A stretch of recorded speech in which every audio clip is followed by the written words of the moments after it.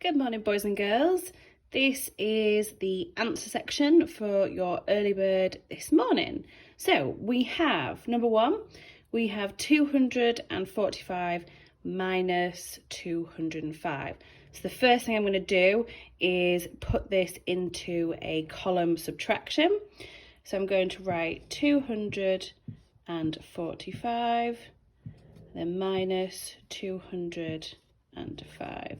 Make sure I've got my hundreds, tens and ones all correctly lined up.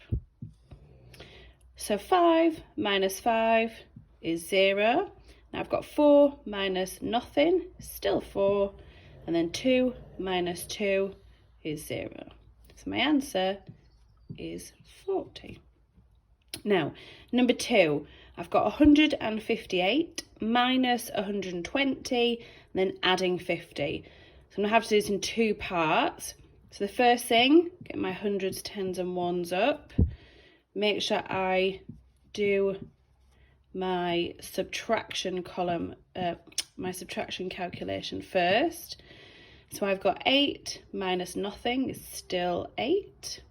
I've got 5 minus 2, which is 3. And then 1 minus 1 is nothing. So now I need to then do my answer, which is 38. And I'm going to add 50. You could probably just do this mentally, but I'm going to do this in a column addition. So my answer is 88. Now I've got number 3, £1.20 add 70 pence. Again, you might want to do this mentally. I forgot to put my equal sign there.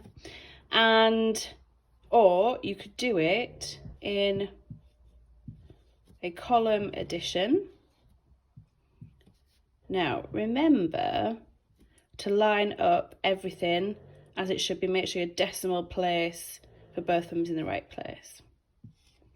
Now I've got 0 add 0, which is still 0. 2 add 7, which is 9. And then I've still got 1. So my answer is £1.90. Now, for number 4, you have got 1/5 add 3/5. Now, remember when you're adding fractions, you need to look to make sure they have the same denominator.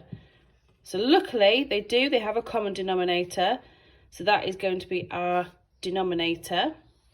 And all we need to do now is add the numerators. So 1 add 3 is 4. So I've got 4/5. Now, number 5, Miss Sparks' favourite times table. 6 times 8.